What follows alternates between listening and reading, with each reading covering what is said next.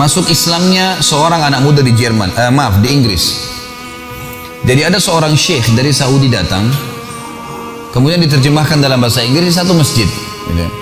Selesai ceramah tentang Islam, kemudian Islam, gitu kan, mengajak orang untuk menyebarkan Islam. Lalu kemudian ada satu anak muda asli Inggris datang, kemudian berkata kepada syekhnya, "Syekh, ini teman saya, orang Inggris asli, teman saya di sekolah, mau masuk Islam, tapi masih ada dua hal yang mengganjal di dirinya. Bisa nggak dia bertanya?" Kata syekhnya, "Silahkan, boleh bertanya." Maka anak muda ini pun bertanya. Syekhnya kebetulan belum bisa bahasa Inggris, lalu kemudian diterjemahkan, gitu kan.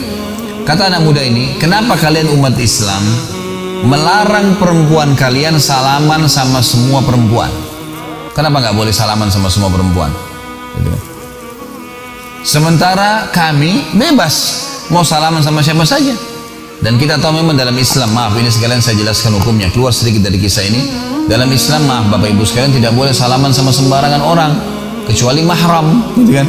Kata Nabi SAW, "La yuqta'ananna ahadukum bimikhyatin min hadid khairul lahu min an tamassu yadi imra'atun la tahillullah." Seseorang dari kalian ditusuk dengan besi yang tajam jauh lebih mulia daripada dia, jauh lebih ringan bagi dia dibandingkan dia menyentuh tangan wanita yang tidak halal buat dia. Kata Nabi SAW, "Inni la usafihun nisa." Saya tidak pernah menyalami wanita. Memang sudah begitu hukum Islamnya. Jadi kita memang tegur, sapa, salam, iya biasa. Apa kabar, baik, butuh bantuan boleh dalam Islam. Tapi salaman memang dilarang, gitu kan? Sama halnya tidak boleh memandang hal-hal yang haram. Jadi dia mengatakan, kenapa kalian dalam Islam tidak membolehkan wanita kalian salaman sama semua orang? Kenapa nggak seperti wanita kami? Ini syubhat, ya, hal-hal yang diragukan oleh mereka. Maka syekhnya bertanya, "Kau warga negara apa?" Dia bilang Inggris. "Siapa ratu kamu di Inggris ini?" Kata dia, "Elizabeth." Kata syekhnya, "Kau bisa salaman sama Elizabeth?" Kata dia bilang, "Tidak bisa." "Kenapa tidak bisa?" Kata syekhnya. Dia bilang, "Karena itu ratu, tidak sembarangan orang salaman dengan dia." Kata syekhnya, "Semua wanita muslimah seperti Elizabeth, ratu, nggak boleh sembarangan orang salaman." Jadi memang ada tujuan syariat ini, bukan main-main, gitu kan. Lalu yang kedua, dia bilang, "Kenapa kalian menyuruh wanita kalian tutup aurat? Kenapa harus taruh jilbab dari kepala sampai kain, bahkan ada yang pakai cadar?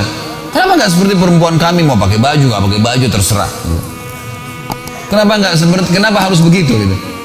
Syekhnya lalu mengeluarkan dua buah permen dari kantongnya, satu dibuka bungkusnya, satu dibiarin terbungkus, digeletakin di lantai masjid. Kata syekhnya, "Kalau saya suruh pilih kamu permen ini, yang mana kau pilih?" Kata si Nasrani itu, "Yang terbungkus." Kata syekh, "Kenapa kok nggak ambil yang sudah terbuka? Gampang, tinggal ambil, caplok dalam mulut, selesai." Dia bilang, "Enggak syekh, karena kotor." Kata syekhnya, "Itulah perbedaan perempuan kami dengan perempuan kalian. Perempuan kami seperti yang terbungkus, yang buka cuma suaminya, pemiliknya. Dan perempuan kalian seperti permen itu, semua orang bisa buka, kena kotoran dan segala." Sampai masalah hijab pun syar'i, ada hikmah syar'inya. Dan Allah mengatakan, "Dzalika adna alla yu'dzain." Tujuan hijab agar tidak diganggu, kan gitu.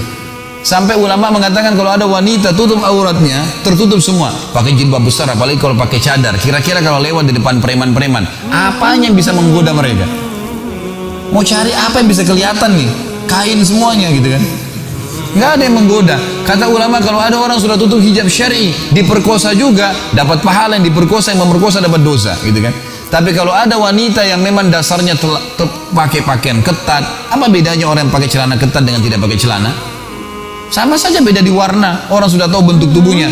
Kata ulama, kalau ada orang perempuan diperkosa, dasarnya dia penyebab fitnah, dua-dua dapat dosa. Yang memerkosa dan yang berkosa, dua dapat dosa. Padahal ini diperkosa, ya, karena dia penyebab fitnah itu. Jadi Islam datang dengan kemuliaan, teman-teman sekalian. Makanya Allah sebagai penutup perkataan saya berkata, "Wala tamutunna illa wa antum muslimun." Pertahankan, jangan sampai mati kecuali dalam keadaan Islam. Ini agama yang benar. Dan sudah panjang lebar saya jelaskan dari definisi sampai bukti-bukti sejarah, sampai akhirnya kita buktikan dengan banyaknya orang-orang pintar yang menganut agama Islam ini. Maka bersyukurlah kepada Allah karena Anda lahir dalam keadaan Islam, atau Anda mendapatkan hidayah setelah Anda dewasa. Allahu a'lam.